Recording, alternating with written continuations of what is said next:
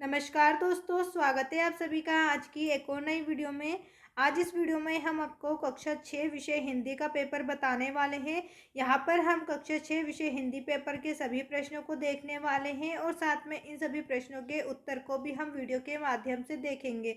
तो वीडियो को शुरू से लेकर अंत तक ज़रूर देखिएगा। अगर आप हमारे चैनल पर नए हैं तो चैनल को सब्सक्राइब कर लीजिए, जिससे आने वाली सभी इंपॉर्टेंट वीडियो सबसे पहले आप ही को मिले। तो चलिए बिना किसी देरी के शुरू करते हैं। राज्य शिक्षा केंद्र मध्य प्रदेश भोपाल अर्धवार्षिक मूल्यांकन सत्र 2025-26 विषय हिंदी कक्षा 6 का पेपर। यहाँ पर आपके पास समय 2.5 घंटे का रहेगा और पेपर का पूर्णांक 60 नंबर का रहेगा। 60 नंबर का आपका पेपर इस बार रहने वाला है। यहाँ पर सबसे पहले आपसे प्रश्न पूछे जाएंगे। सीधे खड़े होकर की जाने वाली यौगिक क्रिया किस अंग के लिए है? सीधे खड़े होकर किए जाने वाली यौगिक क्रिया कमर के लिए है। तो यहाँ पर आपको ऑप्शन सी पर टिक करना है।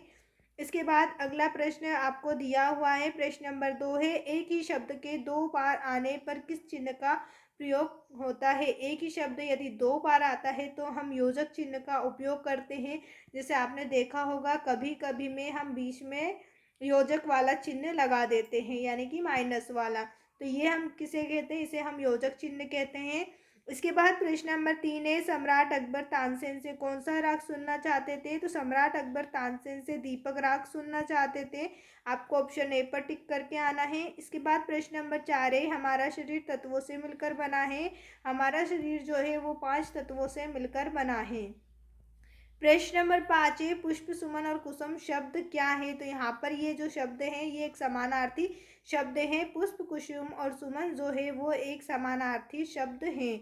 इसके बाद रिक्त स्थान यहाँ पर आपको दिए गए हैं 1 नंबर में। प्रश्न नंबर 6 है। जनजाति को भी कहा जाता है, तो जनजाति को हम क्या कहते हैं? आदिवासी। यहाँ पर आपको क्या लिखना है? जनजाति को हम आदिवासी भी कहते हैं। यहाँ पर आप इस प्रकार आदिवासी लिख दीजिएगा। रिक्त स्थान में आदिवासी भी कहते हैं। इसके बाद अगला प्रश्न है, प्रश्न नंबर 7। संज्ञा शब्दों के स्थान पर प्रयोग होने वाले शब्दों को कहते हैं? तो संज्ञा के स्थान पर प्रयोग किए जाने वाले शब्दों को हम सर्वनाम कहते हैं। क्या कहते हैं? सर्वनाम कहते हैं। कमेंट करके जरूर बताना कि इस वाले प्रश्न का उत्तर किस किस को याद है। अब इसके बाद प्रश्न नंबर 8 है। तपस्वी को छू नहीं पाता। तपस्वी को कौन नहीं छू पाता? रोग। आप यहाँ पर लिख सकते हैं रोग या फिर भय। भय भी आप लिख सकते हैं। तपस्वी को रोग या भय छू नहीं पाता। प्रश्न नंबर 9 है। सूर्य केवल प्रकाश और ताप ही नहीं देता बल्कि और लंबी उम्र भी प्रदान करता है। तो यहाँ पर आपको लिखना है बल्कि शक्ति। यहाँ पर आप क्या लिखेंगे? शक्ति और लंबी उम्र भी प्रदान करता है। अगला प्रश्न है, प्रश्न नंबर 10। बूढ़ा का तत्सम शब्द है, तो बूढ़ा का तत्सम आपको लिख देना है वृद्ध। यहाँ पर आपको बूढ़े का तत्सम शब्द क्या लिख कर आना है? वृद्ध।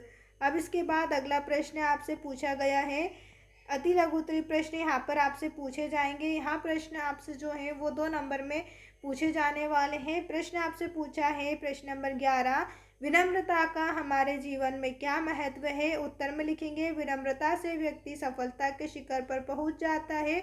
विनम्रता हमारे जीवन को अनुशासित, संस्कारवान बनाती है तथा आत्मसंतोष इत्यादि गुणों से भर देती है।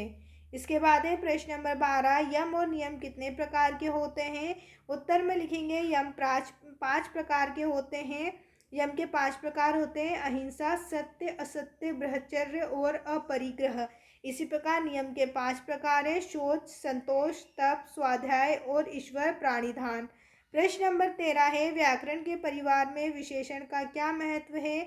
उत्तर में लिखेंगे यहाँ किसी संज्ञा या सर्वनाम की विशेषता बताकर वाक्य को स्पष्ट, सजीव और विस्तृत बताता है।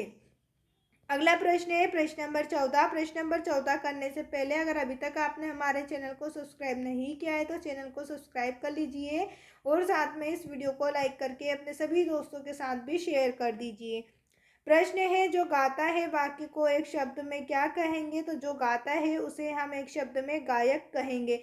यहाँ पर आपको लिखना है गायक कहते हैं। प्रश्न नंबर 15 है। ई प्रत्यय लगाकर 2 शब्द बनाइए।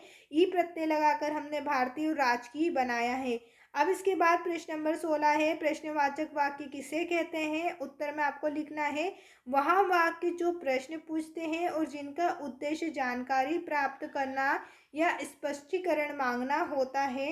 उन्हें प्रश्नवाचक वाक्य कहते हैं। ऐसे वाक्य हमेशा प्रश्नवाचक यानी कि आपको यहाँ पर चिन्ह बनाकर दिया है, चिन्ह के साथ समाप्त होते हैं।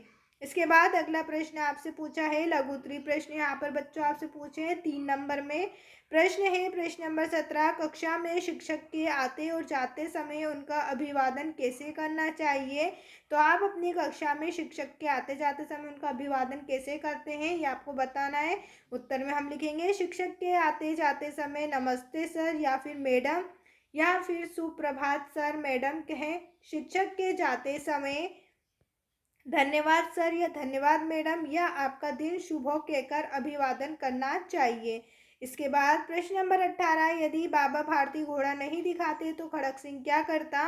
उत्तर में लिखेंगे यदि बाबा भारती घोड़ा नहीं दिखाता तो खड़क सिंह घोड़े के गुणों को नहीं जान पाता और उसे चुराने की सोचता। प्रश्न नंबर 19 है मीराबाई की भक्ति किस भाव की है। उत्तर में लिखेंगे मीराबाई की भक्ति माधुर्य भाव की है, जिसे दाम्पत्य भाव भी कहते हैं। उन्होंने कृष्ण को अपने पति के रूप में स्वीकार किया और उनके प्रति पूर्ण समर्पण और प्रेम भावना की उपासना की। इसके बाद अगला प्रश्न है संतुलित आहार किसे कहते हैं, यहाँ क्यों आवश्यक है।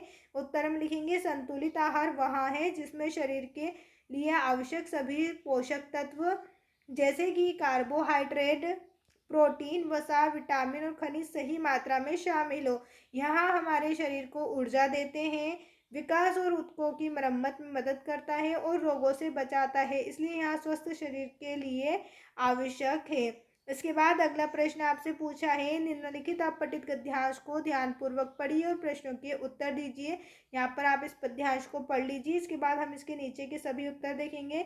प्रश्न है सभी धर्म किसे पूजते हैं। तो आप देखेंगे हिंदू होते हुए भी शिवा के लिए सभी धर्म पूज्य है। इस्लाम के पवित्र स्थान के पवित्र ग्रंथ सम्मान की वस्तुएं शिवा हिंदू और मुसलमान प्रजा में कोई भेद नहीं समझता। वहाँ देश के हिंदू राज्य नहीं सच्चे स्वराज की स्थापना चाहता है, आतताइयों से सत्ता छीनकर उदार नेताओं के हाथों में अधिकार देना चाहता है। सभी धर्म किसे पूज्य, सभी धर्म किसे पूज्य है। तो यहाँ पर आप इसका उत्तर बताएंगे। उत्तर आप यहाँ पर लिखेंगे शिवा, शिवा के लिए सभी धर्म पूज्य, ये आपका सही उत्तर हो जाएगा। शिवा के लिए सभी धर्म कैसे हैं, पूज्य हैं। शिवा के लिए सभी धर्म पूज्य हैं, ये आपका नंबर 1 का उत्तर रहेगा। मैंने इस पर अंडरलाइन कर दिया है।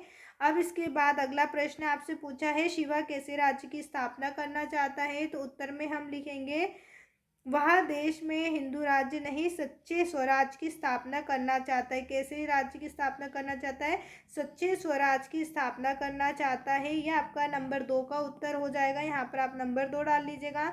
इसके बाद नंबर 3 है उपयुक्त गद्यांश का उच्च शीर्षक लिखिए। तो यहाँ पर उच्च शीर्षक है शिव का स्वराज और धर्मनिरपेक्षता।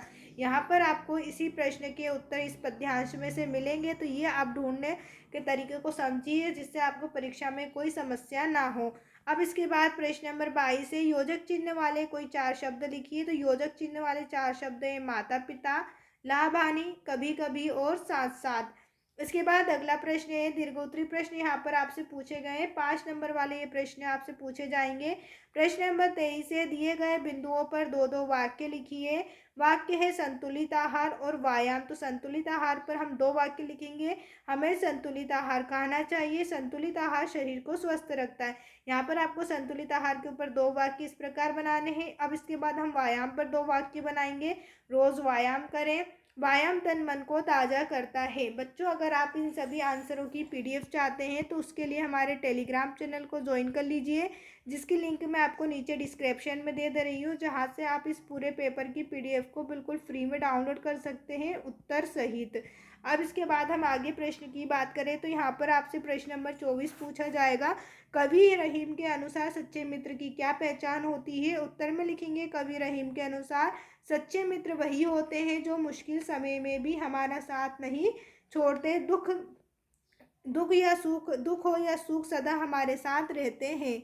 इसके बाद अगला प्रश्न यहाँ पर आपसे पूछा जाएगा, प्रश्न नंबर 25, अपने पिताजी को एक पत्र लिखिए जिसमें आपके अर्धवार्षिक परीक्षा की जानकारी हो। तो यहाँ पर आपको अपने पिताजी को एक पत्र लिखना है जिसमें आप उनको अपनी अर्धवार्षिक परीक्षा की जानकारी दे रहे हैं। तो यहाँ पर आप सबसे पहले पता लिखिएगा, जो भी आपका पता वो लिख सकते हैं, या फिर ये वाला पता अपनी परीक्षा में लिख सकते हैं। दिनांक आपको लिख देना है, आदरणीय पिताजी लिखना है, उसके बाद उनको चरण स्पर्श करना है।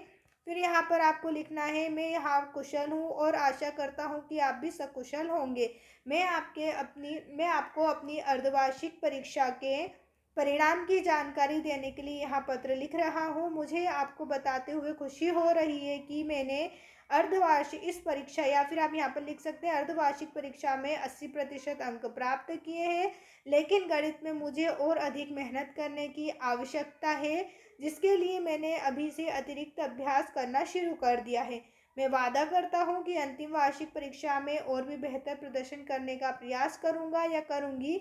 आप मेरी पढ़ाई की चिंता ना करें। माताजी को मेरा प्रणाम कहिएगा और छोटी बहन को ढेर सारा प्यार। आपका आज्ञाकारी पुत्र या पुत्री और आपका नाम। तो इस तरीके से आपको अपने पिताजी को अर्धवार्षिक परीक्षा के लिए जानकारी बताना है। अब इसके बाद हम आगे प्रश्न की बात करें तो यहाँ पर आपसे अथवा में पूछा जाएगा, अपने प्रधान अध्यापक को 2 दिन के अवकाश स्वीकृति हेतु प्रार्थना पत्र। यहाँ पर आपसे 2 प्रश्न पूछे जाएंगे, या तो आप ऊपर वाला ये प्रश्न कर सकते हैं या फिर नीचे वाला। आपको ये दोनों प्रश्न एग्जाम में नहीं करना है, सिर्फ इन दोनों में से किसी एक पर ही आपको आंसर देना है। यहाँ पर मैं आपको दोनों के बता दे रही हूँ, लेकिन आपको किसी एक का ही एग्जाम में देना है। यहाँ पर आपको प्रार्थना पत्र लिखना है, सेवा में श्रीमान प्राचार्य महोदय, शासकीय उमा विद्यालय, विषय 2 दिन की छुट्टी के लिए आवेदन पत्र। मान्यवर, सविनय निवेदन है कि मुझे घर पर आवश्यक कार्य आ जाने के कारण मैं 2 दिन तक शाला में उपस्थित नहीं हो सकूंगा या नहीं हो सकूंगी, अतः आप मुझे 2 दिन की छुट्टी देने की कृपा करें। इसके लिए मैं आपका सदा आभारी रहूंगा। यहाँ आपको धन्यवाद लिखना है, दिनांक लिखना है, आपका आज्ञाकारी शिष्य, आपका नाम लिख देना है, कक्षा यहाँ पर छठी आपको डाल देना है। अब इसके बाद अगला प्रश्न यहाँ पर आपसे पूछा गया है, किसी राष्ट्रीय त्योहार पर निबंध लिखना है। आप या तो गणतंत्र दिवस पर यहाँ पर लिख सकते हैं या फिर स्वतंत्रता दिवस पर, दोनों में से किसी एक पर आपको निबंध लिखना रहेगा। मैंने यहाँ पर आपको स्वतंत्रता दिवस पर निबंध लिखकर बताया है, आप चाहे तो यही निबंध लिख सकते हैं। उम्मीद है आपको हमारी ये वीडियो पसंद आई होगी। अगर अभी भी आपको कहीं डाउट है तो आप मुझे कमेंट करके बता सकते हैं। वीडियो देखने के लिए आप सभी का धन्यवाद। पीडीएफ डाउनलोड करने के लिए मैंने आपको टेलीग्राम चैनल का बता दिया है, तो आप वहाँ से इन सभी प्रश्नों के उत्तर की पीडीएफ को भी डाउनलोड कर सकते हैं। वीडियो देखने के लिए आप सभी का धन्यवाद।